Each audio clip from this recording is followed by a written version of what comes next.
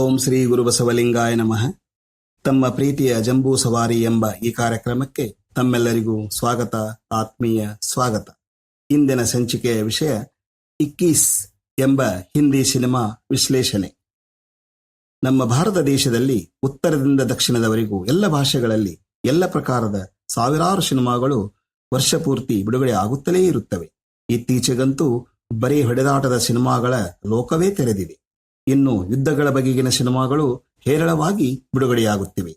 ಇವು ಬರೀ ರೋಷ, ಆವೇಶ, ಸೇಡು, ಕೋಪ ಮತ್ತು ಭಯಂಕರ ಹೊಡೆದಾಟಗಳನ್ನೇ ತುಂಬಿಕೊಂಡು ಪ್ರೇಕ್ಷಕರಲ್ಲಿ ರೋಷ, ಆವೇಶವನ್ನೇ ಮೈತುಂಬುವ ಕಥನಗಳನ್ನು ಹೊತ್ತು ತರುತ್ತಿವೆ. ಈ ಚಿತ್ರಗಳ ಯಾವ ಸನ್ನಿವೇಶಗಳು ಪ್ರೇಕ್ಷಕರ ಮನವನ್ನು ತಟ್ಟಲಾರದೆ ಹಾಗೆ ಮೇಲೆ ತೇಲಿ ಹೋಗುತ್ತಿವೆ. ಆದರೆ ಇಂತಹ ಆರ್ಭಟದ ಸಿನಿಮಾಗಳ ನಡುವೆ 2026ರ ಮೊದಲ ದಿನ ತೆರೆಕಂಡ 21 ಎಂಬ ಹಿಂದಿ ಸಿನಿಮಾ ಯುದ್ಧ ಮತ್ತು ಯುದ್ಧದ ಪರಿಣಾಮವನ್ನು ಹೃದಯ ತಟ್ಟುವಂತೆ ಕಟ್ಟಿಕೊಟ್ಟಿದೆ. ಇಂತಹ ಸಿನಿಮಾದ ಬಗ್ಗೆ ಹಿಂದಿ ಸಿನಿಮಾ ತಯಾರಕರಾದ ಹಾಗೂ ಸಂಕಲನಕಾರರಾದ ಪ್ರಶಾಂತ್ ಪಂಡಿತ್ ಅವರು ಈ ಚಿತ್ರದ ವಿಮರ್ಶೆ ಮಾಡುತ್ತಾ ಆಪ್ತವೆನಿಸುವ ಒಂದು ವಿಶ್ಲೇಷಣಾತ್ಮಕ ಲೇಖನವನ್ನು ಪ್ರಜಾವಾಣಿ ಪತ್ರಿಕೆಯಲ್ಲಿ ಹಂಚಿಕೊಂಡಿದ್ದಾರೆ. ಅವರಿಗೆ ನನ್ನ ಆತ್ಮೀಯ ಧನ್ಯವಾದಗಳನ್ನು ತಿಳಿಸುತ್ತಾ ಆ ಇಡೀ ಲೇಖನವನ್ನು ನಾನೀಗ ತಮ್ಮೆದುರು ತಂದಿದ್ದೇನೆ. ಈ ಕಥನವನ್ನು ತಾವು ಏಕಾಂತದಲ್ಲಿ ತಲ್ಲೀನತೆಯಿಂದ ಕೇಳಿದರೆ ಮಾತ್ರ ಅದರ ಆರ್ದ್ರ ಅನುಭವ ತಮಗಾಗುತ್ತದೆ ಎಂದು ತಮಗೆ ತಿಳಿಸುತ್ತಾ ಈ ಲೇಖನವನ್ನು ನಾನೀಗ ಪ್ರಾರಂಭ ಮಾಡುತ್ತಿದ್ದೇನೆ. 21 ಇದೊಂದು ಗೆದ್ದು ಸೋಲುವ ಆಟ. ತುಂಡಾಗಿದೆ ಭೂಮಿ, ಛಿದ್ರವಾಗಿದೆ ಬದುಕು, ಜ್ವಲಿಸುತ್ತಿವೆ ಚಂಡಮಾರುತ ಎದೆ ಎದೆಯಲ್ಲೂ, ಅಲ್ಲಿಯೂ ಇಲ್ಲಿಯೂ. ಪ್ರತಿಮನೆಯಲ್ಲಿ ಚಿತೆಯ ಜ್ವಾಲೆ, ಹಬ್ಬುತ್ತಿದೆ ಬೆಂಕಿ, ಊರೆಲ್ಲ ಖಾಲಿ, ಅಲ್ಲಿಯೂ ಇಲ್ಲಿಯೂ. ಕೈಫಿ ಆಜ್ಮಿ ಅವರ ಈ ಕವಿತೆಯೊಂದಿಗೆ ಶುರುವಾಗುವ ಕನ್ನಡಿಗ MS ಸತ್ಯು ನಿರ್ದೇಶನದ 1973ರಲ್ಲಿ ಬಿಡುಗಡೆಯಾದ ಗರಂ ಹವಾ ಭಾರತೀಯ ಚಿತ್ರರಂಗದಲ್ಲಿ ಒಂದು ಮೈಲಿಗಲ್ಲು ಎಂದೇ ಪರಿಗಣಿಸಲಾಗುವ ಹಿಂದಿ ಸಿನಿಮಾ. ದೇಶ ವಿಭಜನೆಯ ನಂತರ ಭಾರತದಲ್ಲೇ ಉಳಿಯಲು ನಿರ್ಧರಿಸಿದ ಮುಸ್ಲಿಂ ಕುಟುಂಬವೊಂದರ ದುರಂತ ಕಥೆ ಈ ಚಿತ್ರದ್ದು. ದೇಶ ತುಂಡಾಗಿ ಜನರ ಮಧ್ಯೆ ಹೊಸದೊಂದು ಗಡಿಗೋಡೆ ಎದ್ದು ನಿಂತರೂ ಮನಸ್ಸುಗಳು ಬೆಸೆದುಕೊಂಡಿರುವ ಜನಸಾಮಾನ್ಯರ ಬದುಕು ಬವನೆಯನ್ನು ಈ ಚಿತ್ರ ಪರಿಣಾಮಕಾರಿಯಾಗಿ ಕಟ್ಟಿಕೊಡುತ್ತದೆ. ಇದೀಗ 2026ರ ಮೊದಲ ದಿನ ತೆರೆಕಂಡ ತಮಿಳು ಮೂಲದ ಶ್ರೀರಾಮ್ ರಾಘವನ್ ನಿರ್ದೇಶನದ ಹಿಂದಿ ಚಿತ್ರ 21 ಭಾರತ ಪಾಕಿಸ್ತಾನದ ಯುದ್ಧದ ಹಿನ್ನೆಲೆಯಲ್ಲಿ ಗಡಿಗೋಡೆಗಳನ್ನು ಮೀರಿದ ಜನಸಾಮಾನ್ಯರ ಬದುಕನ್ನು ವಿಶಿಷ್ಟ ಬಗೆಯಲ್ಲಿ ಕಟ್ಟಿಕೊಟ್ಟಿದೆ. ದೇಶ ವಿಭಜನೆ, ಯುದ್ಧದ ನೋವು, ಸಂಕಟಗಳನ್ನು ನೇರವಾಗಿ ಅನುಭವಿಸಿದ ದಕ್ಷಿಣ ಭಾರತೀಯರಿಬ್ಬರು ಇಂತಹ ಸಂಕೀರ್ಣ ವಿಷಯಗಳನ್ನುಳ್ಳ ಚಿತ್ರಗಳನ್ನು ಕಟ್ಟಿದ್ದು ಮಾನವ ಸಂಬಂಧಗಳಿಗೆ, ಸಂವೇದನೆಗಳಿಗೆ ದೇಶಕಾಲಗಳ ಗಡಿ ಇಲ್ಲ ಎಂಬುದನ್ನು ಸಾರಿ ಹೇಳುವಂತಿದೆ. ಕಥೆ, ಪಾತ್ರಗಳ ವಿವರ, ಕಾಲಘಟ್ಟ ಇವೆಲ್ಲವೂ ಬೇರೆ ಆದರೂ ಅಮೃತವಾಹಿನಿಯೊಂದು ಹರಿಯುತ್ತಿದೆ ಮಾನವನ ಎದೆಯಿಂದಲೆದೆಗೆ ಸತತ ಎಂದು ಇವೆರಡೂ ಚಿತ್ರಗಳು ಆರ್ದ್ರವಾಗಿ ಹೇಳುತ್ತಿವೆ.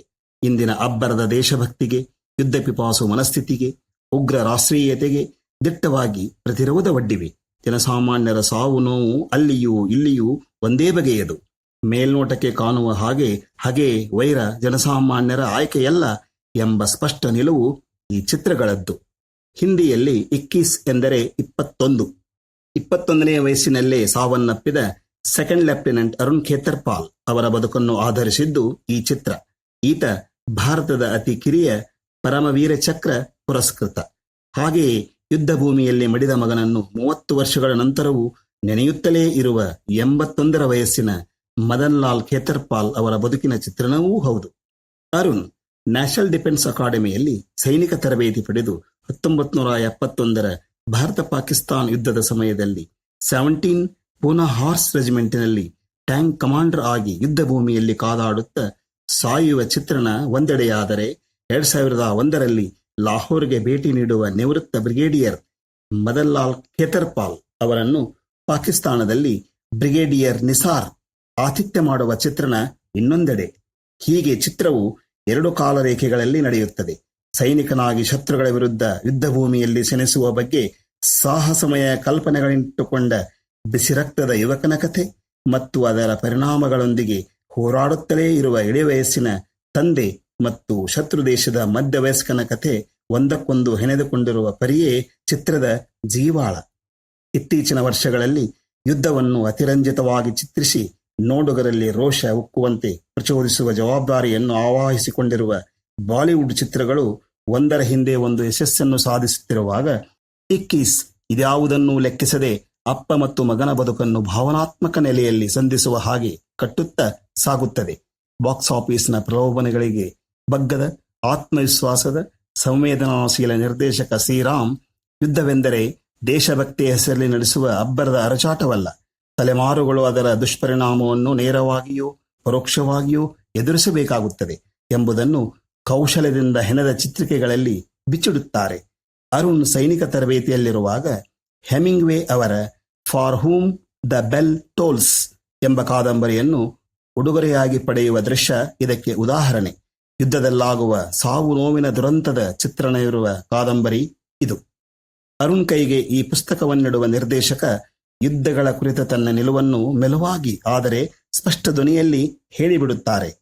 ನಿಜದಲ್ಲಿ ಶತ್ರುವೆಂದರೆ ಯಾರು, ಶತ್ರುನಾಶ ಎಂದರೆ ಏನು ಎಂಬೆಲ್ಲ ಸಂಕೀರ್ಣ ಪ್ರಶ್ನೆಗಳು ನೋಡುಗರ ಮನದಲ್ಲಿ ಹುಟ್ಟುವ ಹಾಗೆ ಮಾಡುತ್ತಾರೆ.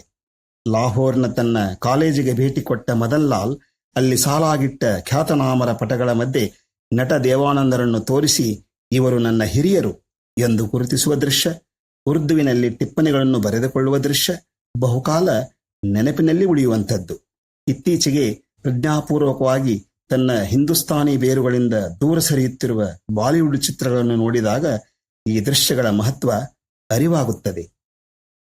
ಹಳೆಯ ಹಿಂದಿ ಸಿನಿಮಾಗಳ ಆರಾಧಕರಾದ ನಿರ್ದೇಶಕ ಶ್ರೀರಾಮ್ ಈವರೆಗಿನ ತಮ್ಮ ಎಲ್ಲಾ ಚಿತ್ರಗಳಲ್ಲಿ ಒಂದಿಲ್ಲೊಂದು ನೆಪದಲ್ಲಿ ಹಳೆಯ ಚಿತ್ರಗೀತೆಗಳ ತುಣುಕನ್ನು, ನಟನಟಿಯರ ಚಿತ್ರಗಳನ್ನು, ಸಂಭಾಷಣೆಗಳನ್ನು ಕಥೆಯ ಭಾಗವಾಗಿ ಸಾವಯವವಾಗಿ ಹೆಣೆದಿದ್ದಾರೆ. ಅದು ಇಲ್ಲಿಯೂ ಮುಂದುವರಿದು ಇಡೀ ಚಿತ್ರಕ್ಕೆ ಒಂದು ಸುಂದರ ಆವರಣವನ್ನು ಒದಗಿಸಿದೆ. 50-60ರ ದಶಕದ ಹಿಂದಿ ಚಿತ್ರಗಳ ಜೀವಾಳವೇ ಆಗಿದ್ದ ಹಿಂದೂ ಮುಸ್ಲಿಂ ಸಮನ್ವಯ ಸಂಸ್ಕೃತಿಯನ್ನು ಅಳಿಸಿ ಹಾಕುವ ಇತ್ತೀಚಿನ ಪ್ರಯತ್ನಗಳನ್ನು ಶ್ರೀರಾಮ್ ತಮ್ಮದೇ ಶೈಲಿಯಲ್ಲಿ ಧಿಕ್ಕರಿಸುತ್ತಾ ಅವುಗಳನ್ನು ಮರುಸೃಷ್ಟಿಸುವ ಛಾತಿ ತೋರುತ್ತಾರೆ.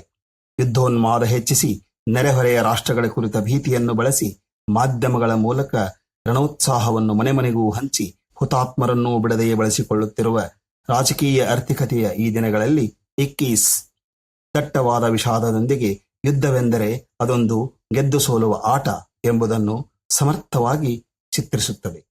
ಭಾರತದಲ್ಲಿ ಮಾತ್ರವಲ್ಲ, ಯುದ್ಧ ಪಿಪಾಸು ಇಸ್ರೇಲ್, ರಷ್ಯಾ ಮತ್ತು ಅಮೆರಿಕಾದಲ್ಲಿಯೂ ಶಾಂತಿ ಸಂಧಾನದ ಮಾತಾಡುವುದನ್ನು ಇಂದು ದೌರ್ಬಲ್ಯವೆಂಬಂತೆ ನೋಡಲಾಗುತ್ತಿದೆ. ಅಟ್ಟಹಾಸದಿಂದ ಅಪಹಾಸ್ಯ ಮಾಡಲಾಗುತ್ತಿದೆ. ಈ ಚಿತ್ರದಲ್ಲಿ ಪಾಕಿಸ್ತಾನಿ ಸೇನಾಧಿಕಾರಿ ಭಾರತೀಯ ಅಧಿಕಾರಿಗೆ ಆತಿಥ್ಯ ನೀಡಿದ್ದಲ್ಲದೆ ಅವರ ಮಗನನ್ನು ಕೊಂದ ಬಗ್ಗೆ ವಿಷಾದ ವ್ಯಕ್ತಪಡಿಸಿದ್ದನ್ನು ಒಂದು ಯುಟೋಪಿಯನ್ ಕಲ್ಪನೆ ಎಂಬಂತೆ ತಳ್ಳಿ ಹಾಕಲಾಗುತ್ತಿದೆ. ಆದರೆ ಇವೆಲ್ಲ ನೈಜ ಘಟನೆಗಳು. ಪಾಕಿಸ್ತಾನಿ ಅಧಿಕಾರಿ ನಿಸಾರ್ ಮದನ್ ಲಾಲ್ರನ್ನು ಅವರ ಹುಟ್ಟೂರು ಸರ್ಗೋಧಾಗೆ ತನ್ನ ಕಾರಿನಲ್ಲೇ ಕೊಂಡೊಯ್ಯುವುದು, ಅಲ್ಲಿ ಅವರು ಪೂರ್ವಜರು ವಾಸವಿದ್ದಲ್ಲಿ ಈಗ ಇರುವ ಕುಟುಂಬದವರು ಇವರನ್ನು ಪ್ರೀತಿಯಿಂದ ಬರಮಾಡಿಕೊಳ್ಳುವುದು, ಇವೆಲ್ಲವೂ ವಾಸ್ತವದಲ್ಲಿ ನಡೆದದ್ದೇ ಆಗಿವೆ. ಅದನ್ನು ಅಷ್ಟೇ ಪ್ರಾಮಾಣಿಕವಾಗಿ ಆತ್ಮೀಯತೆಯಿಂದ ಶ್ರೀರಾಮ್ ಚಿತ್ರಿಸುತ್ತಾರೆ. ಅಲ್ಲಲ್ಲಿ ಸೃಜನಶೀಲ ಸ್ವಾತಂತ್ರ್ಯ ಬಳಸಿಕೊಂಡಿದ್ದರೂ ಉಳಿದಂತೆ ಸಂಪೂರ್ಣವಾಗಿ ನೈಜ ಘಟನೆಗಳಿಗೆ ನಿಷ್ಠರಾಗಿಯೇ ರಾಮ್ ಚಿತ್ರವನ್ನು ಕಟ್ಟಿಕೊಟ್ಟಿದ್ದಾರೆ.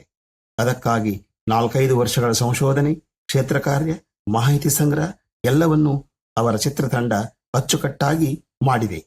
ಯಾವುದೇ ಆಧುನಿಕ ಗ್ರಾಫಿಕ್ಸ್, ಭಾವನೆಗಳನ್ನು ಉದ್ದೀಪಿಸುವ ಸಂಗೀತ ಬಳಸದೆ ನಿಜದಲ್ಲಿ ಯುದ್ಧ ಭೂಮಿ ಹೇಗಿರುವುದೋ ಹಾಗೆಯೇ ಚಿತ್ರಿಸಿರುವುದು ಗಮನಾರ್ಹವಾದ ಅಂಶವಾಗಿದೆ. ಯೌವನದ ಕೆಚ್ಚಿನ ಅರುಣ್ ಯುದ್ಧ ಭೂಮಿಗೆ ಹೋಗಿ ಅಸಾಧಾರಣ ಶೌರ್ಯ ಪ್ರದರ್ಶಿಸಿ ನಂತರ ಶವವಾಗುವ ತ್ಯಾಗವನ್ನು ಶ್ರೀರಾಮ್ ಈ ಕಾಲದ ಇತರ ಯುದ್ಧ ಕೇಂದ್ರಿತ ಚಿತ್ರಗಳಂತೆ ವಿಜೃಂಭಿಸದೆ, ಅಬ್ಬರದ ಭಾಷಣಕ್ಕೆ ಸರಕನ್ನಾಗಿಸದೆ ಯುದ್ಧದ ನಿಷ್ಪ್ರಯೋಜಕತೆಯನ್ನು ಸಶಕ್ತವಾಗಿ ಕಟ್ಟಿಕೊಡುತ್ತಾರೆ. ಮದನ್ ಲಾಲ್ ಹುಟ್ಟೂರಿನಲ್ಲಿರುವಾಗ ಯುದ್ಧದಲ್ಲಿ ಒಂದು ಕಾಲನ್ನು ಕಳೆದುಕೊಂಡ ಮಾಜಿ ಪಾಕಿಸ್ತಾನಿ ಸೈನಿಕನೊಬ್ಬ ಅಲ್ಲಿಗೆ ಕುಂಟುತ್ತಲೇ ಬಂದು ಯಾರು ಈ ಶತ್ರುವನ್ನು ಇಲ್ಲಿ ಕರೆತಂದಿದ್ದು ಎಂದು ಅಬ್ಬರಿಸುತ್ತಾನೆ.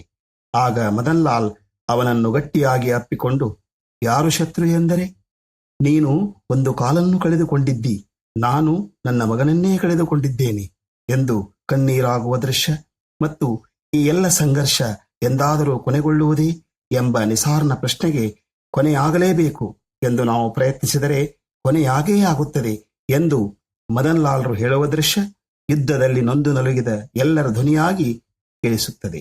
ಇಕ್ಕೀಸ್ ಇತರ ಯುದ್ಧೋನ್ಮಾದದ ಚಿತ್ರಗಳಂತೆ ಯಶಸ್ವಿಯಾಗದೇ ಹೋದರೂ ಸಂಯಮ ಮತ್ತು ನೈತಿಕ ಭ್ರಷ್ಟತೆಯನ್ನು ಆಯ್ದುಕೊಂಡ ಚಿತ್ರ ಎಂದು ಸದಾಕಾಲ ನೆನಪಿನಲ್ಲಿಯುತ್ತದೆ. ಲೇಖಕರಾದ ಪ್ರಶಾಂತ್ ಪಂಡಿತ್ ಅವರು ಹೇಳುವಂತೆ, ಯುದ್ಧೋನ್ಮಾದ ಸಿನಿಮಾಗಳ ಯಶಸ್ಸಿನ ನಡುವೆ ಯುದ್ಧದ ಘೋರ ಪರಿಣಾಮಗಳನ್ನು ಹೇಳುವ ಕಾರಣಕ್ಕಾಗಿ ಇಕ್ಕೀಸ್ ತುಂಬಾ ಗಮನ ಸೆಳೆಯುತ್ತದೆ. ಮನುಷ್ಯ ಸಂಬಂಧಗಳಿಗೆ ದೇಶಕಾಲದ ಗಡಿಯಿಲ್ಲ ಎನ್ನುವುದನ್ನು ರುಜುವಾತುಪಡಿಸುವ ಈ ಸಿನಿಮಾ ಸಂಯಮ ಮತ್ತು ನೈತಿಕ ಸ್ಪಷ್ಟತೆ ಒಳಗೊಂಡಿರುವ ಒಂದು ಅಪೂರ್ವ ಕಲಾಕೃತಿ ಎಂದು ಹೇಳಲು ನನಗೆ ತುಂಬಾ ಹೆಮ್ಮೆ ಎನಿಸುತ್ತದೆ ಎಂಬ ಲೇಖಕರ ಈ ನುಡಿಗಳು ನನ್ನವೂ ಆಗಿವೆ ಎಂದು ತಮಗೆ ತಿಳಿಸಬಯಸುತ್ತೇನೆ. ಆತ್ಮೀಯ ಕೇಳುಗ ಮಿತ್ರರೇ, ಒಂದು ಹೃದಯ ಸ್ಪರ್ಶಿ ಕಥಾನಕದ ಇಕ್ಕೀಸ್ ಎಂಬ ಸಿನಿಮಾದ ವಿಮರ್ಶಾ ಲೇಖನವೇ ಇಷ್ಟೊಂದು ಪರಿಣಾಮಕಾರಿಯಾಗಿ ನನ್ನ ಹೃದಯವನ್ನು ತಟ್ಟಿದೆ ಎಂದ ಮೇಲೆ ಈ ಸಿನಿಮಾವನ್ನು ಪೂರ್ತಿ ನೋಡಿದರೆ ಹೇಗಾಗಬೇಡ. ಆದ್ದರಿಂದ ನಾನಂತೂ ಈ ಸಿನಿಮಾವನ್ನು ಆದಷ್ಟು ಬೇಗ ನೋಡಿಯೇ ನೋಡುತ್ತೇನೆ. ನನ್ನಂತೆ ತಮಗೂ ಕೂಡ ಈ ಕಥನದ ವಿಷಯ ಇಷ್ಟವಾಗಿದೆ ಹಾಗೂ ತಮ್ಮ ಮನಸ್ಸನ್ನು ತಟ್ಟಿದೆ ಎಂದು ಭಾವಿಸುತ್ತಾ ಸಮಯ ಮಾಡಿಕೊಂಡು ಇಂತಹ ಅಪರೂಪವಾದ ಸೃಜನಶೀಲ ಸಿನಿಮಾವನ್ನು ತಾವು ತಪ್ಪದೇ ನೋಡಿ ಎಂದು ತಮಗೆ ತಿಳಿಸುತ್ತಾ, ಇಂತಹ ಇನ್ನಷ್ಟು ಮನಮುಟ್ಟುವ ಹಾಗೂ ಹೃದಯ ತಟ್ಟುವ ಕಥನಗಳೊಂದಿಗೆ ತಮ್ಮೆದುರಿಗೆ ಬರ್ತೀನಿ ಅಂತ ಹೇಳುತ್ತಾ, ಅಲ್ಲಿವರೆಗೂ ತಮ್ಮೆಲ್ಲರಿಗೂ ಮತ್ತೊಮ್ಮೆ ನನ್ನ ಶರಣಾರ್ಥಿಗಳು.